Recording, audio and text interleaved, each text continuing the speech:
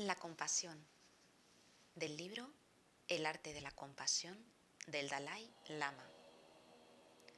¿Qué es la compasión? La compasión es el deseo de que los demás estén libres de sufrimiento. Gracias a ella, aspiramos a alcanzar la iluminación. Es ella la que nos inspira a iniciarnos en las acciones virtuosas que conducen al estado del Buda, y por lo tanto debemos encaminar nuestros esfuerzos a su desarrollo. Empatía. Si deseamos tener un corazón compasivo, el primer paso consiste en cultivar sentimientos de empatía o proximidad hacia los demás. También debemos reconocer la gravedad de su desdicha.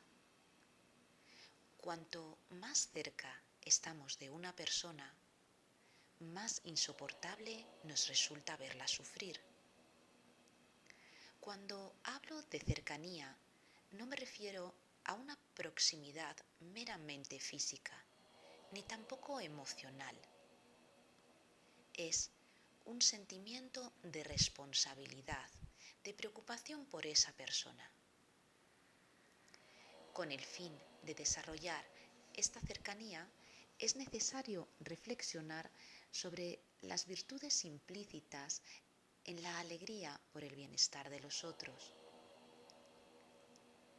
Debemos llegar a ver la paz mental y la felicidad interna que se deriva de ello, al mismo tiempo que reconocemos las carencias que provienen del egoísmo y observamos cómo éste nos induce a actuar de un modo poco virtuoso y cómo nuestra fortuna actual se basa en la explotación de aquellos que son menos afortunados.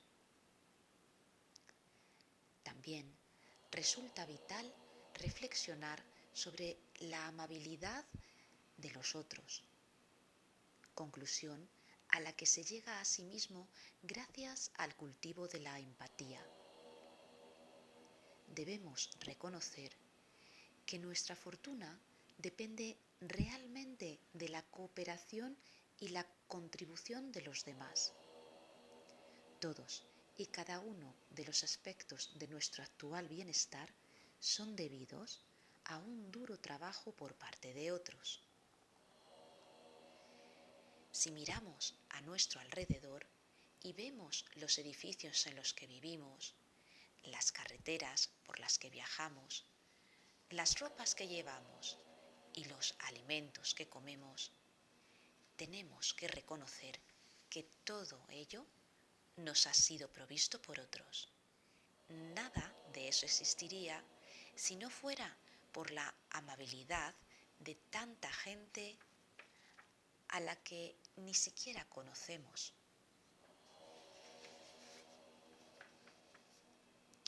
Contemplar el mundo desde la perspectiva que estamos comentando hace que crezca nuestro aprecio hacia los otros y con él la empatía y la intimidad con ellos.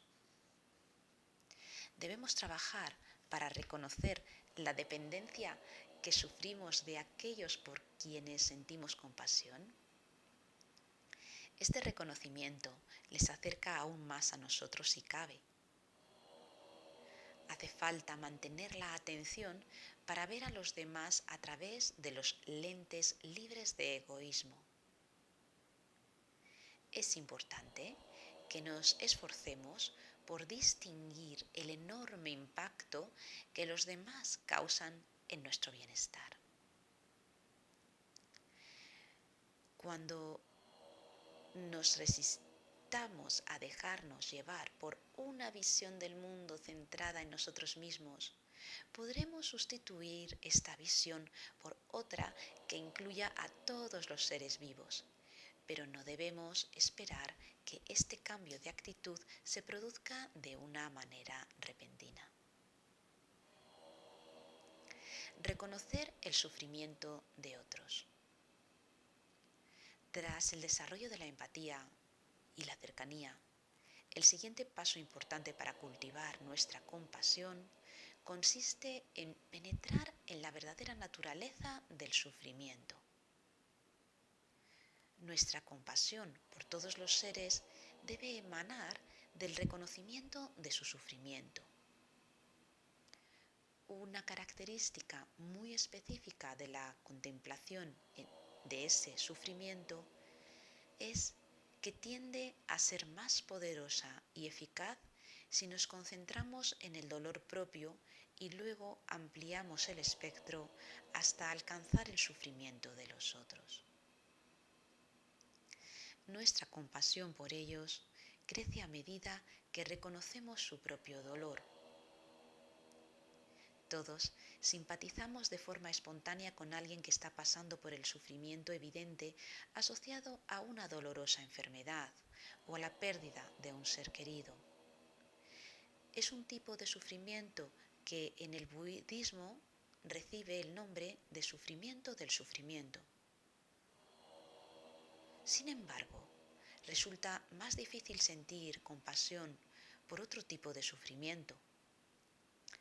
El sufrimiento del cambio, según los budistas, que en términos convencionales consistiría en experiencias placenteras tales como disfrutar de la fama o la riqueza.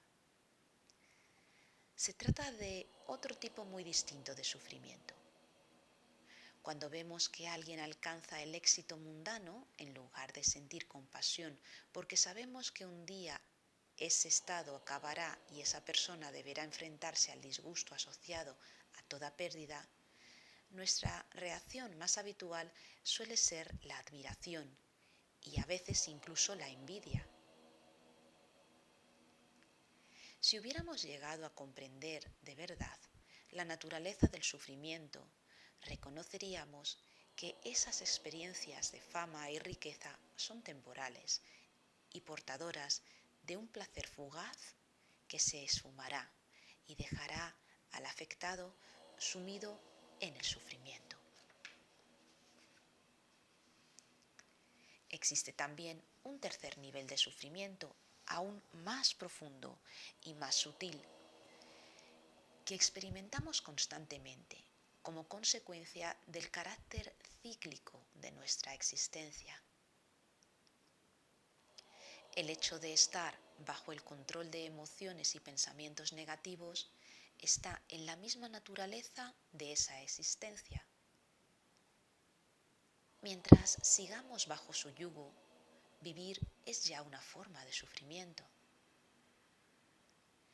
Este nivel de sufrimiento impregna todas nuestras vidas, condenándonos a girar una y otra vez en círculos viciosos llenos de emociones negativas y acciones no virtuosas.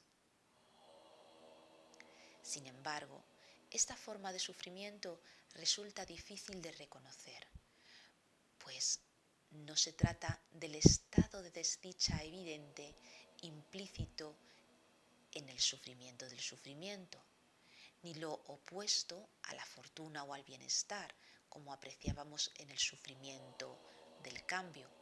Este tercer tipo de sufrimiento, sin embargo, alcanza un nivel más profundo y se extiende a todos los aspectos de la vida. Una vez hemos cultivado una profunda comprensión de los tres niveles de sufrimiento en nuestra propia existencia personal, resulta más fácil desviar el foco de atención hacia los otros. Desde ahí podremos desarrollar el deseo de verles libres de todo sufrimiento.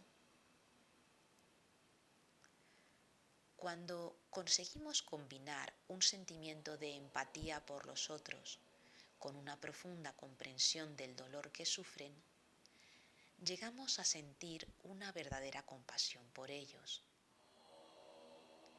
Es algo en lo que debemos trabajar continuamente.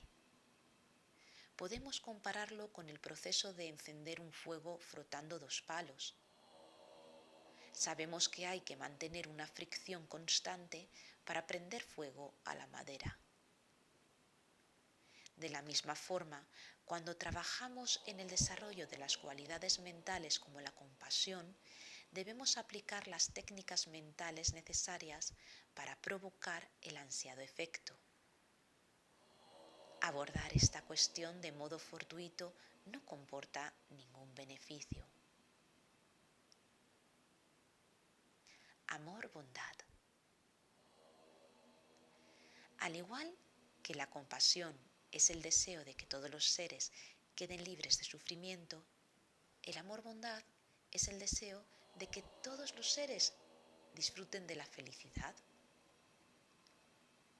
Como en la compasión, el cultivo de amor-bondad debe comenzar tomando a un individuo específico como centro de la meditación y luego ir extendiendo el alcance de nuestra preocupación hasta que éste llegue a abrazar a todos los seres vivos. De nuevo, debemos empezar eligiendo a una persona neutral, a alguien que no nos inspire fuertes sentimientos como objeto de nuestra meditación. Luego, lo ampliaremos a personas que forman nuestro círculo familiar o de amigos. Y por último, a nuestros enemigos.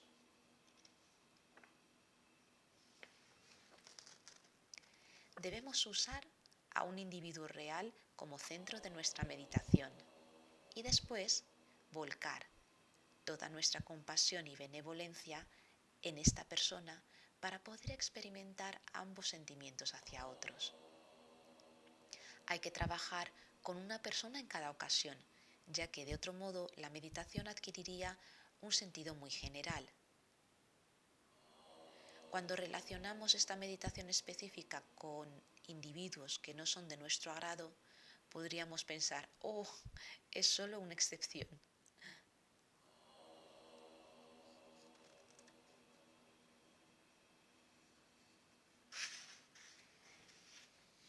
En la próxima lectura hablaremos sobre cómo meditar sobre la compasión.